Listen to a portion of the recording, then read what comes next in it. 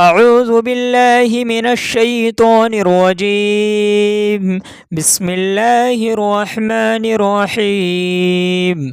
إنا فتحنا لك فتحا مبينا ليغفر لك الله ما تقدم من ذنبك وما تأخر ويتم نعمته عليك ويهديك صراطا مستقيما وينصرك الله نصرا عزيزا. هو الذي أنزل السكينة في قلوب المؤمنين ليزدادوا إيمانا مع إيمانهم ولله جنود السماوات والأرض وكان الله عليما حكيما. ليدخل المؤمنين والمؤمنات جنات تجري من تحتها الأنهار خالدين فيها ويكفر عنهم سيئاتهم وكان ذلك عند الله فوزا عظيما. ويعذب المنافقين والمنافقات والمشركين والمشركات الظانين بالله ظن السوء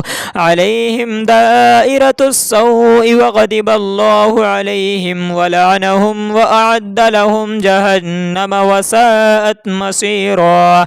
ولله جنود السماوات والأرض وكان الله عزيزا حكيما. إنا أرسلناك شاهدا ومبشرا ونذيرا لتؤمنوا بالله ورسوله وتعزروه وتوقروه وتسبحوه بكرة وأصيلا. إن الذين يبايعونك إنما يبايعون الله يد الله فوق أيديهم فمن نكث فإنما ينكث على نفسه ومن أوفى بما عاهد عليه الله فسيؤتيه أجرا عظيما. سيقول لك المخلفون من الأعراب شغلتنا أموالنا وأهلنا فاستغفر لنا يقولون بألسنتهم ما ليس في قلوبهم قل فمن يملك لكم من الله شيئا إن أراد بكم دروا أو أراد بكم نفعا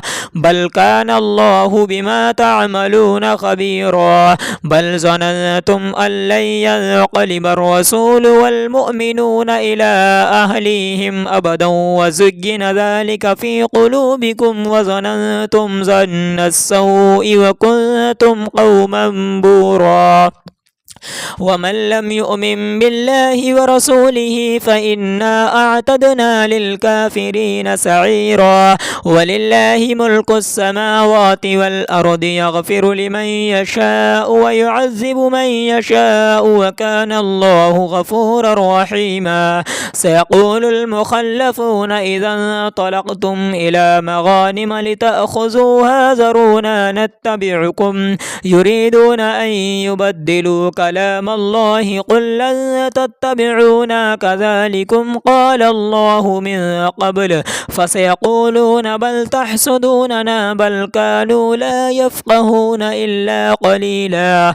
قل للمخلفين من الأعراب ستدعون إلى قوم أولي بأس شديد تقاتلونهم أو يسلمون فإن تطيعوا يؤتكم الله أجرا حسنا وإن تتولوا كما توليتم من قبل يعذبكم عذابا أليما. ليس على الأعمى حرج ولا على الأعرج حرج ولا على المريض حرج ومن يطع الله ورسوله يدخله جنات تجري من تحتها الأنهار ومن يتولى يعذبه عذابا أليما. لقد رضي الله عن المؤمنين إذ يبايعونك تحت الشجرة فعلم ما في قلوبهم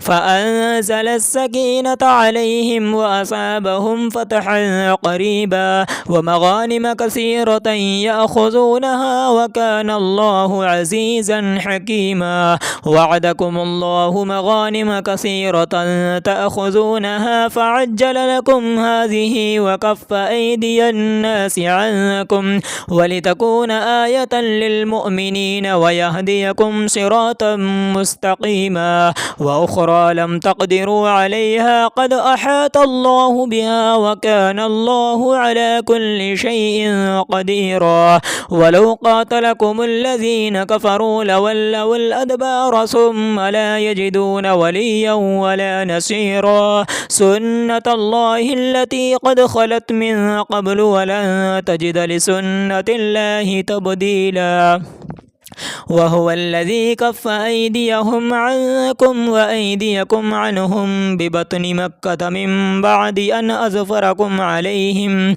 وكان الله بما تعملون بصيرا هم الذين كفروا وصدوكم عن المسجد الحرام والهدي معكوفا أن يبلغ محله ولولا رجال مؤمنون ونساء مؤمنات لم تعلموهم أن تطؤوهم فتصيبكم منهم معروة بغير علم ليدخل الله في رحمته من يشاء لو تسجلوا لعذبنا الذين كفروا منهم عذابا أليما إذ جعل الذين كفروا في قلوبهم الحمية حمية الجاهلية فأنزل الله سكينته على رسوله وعلى المؤمنين وألزمهم كلمة التقوى وكانوا أحق بها وأهلها وكان الله بكل شيء عليما لقد صدق الله رسوله الرؤيا بالحق لتدخلن المسجد الحرام إن شاء الله آمنين محلقين رؤوسكم ومقصرين لا تخافون فعلم ما لم تعلموا فجعل من دون ذلك فتحا قريبا هو الذي أرسل رسوله بالهدى ودين الحق ليظهره على الدين كله وكفى بالله شهيدا محمد رسول الله والذين معه وشداء على الكفار رحماء بينهم تراهم ركعا سجدا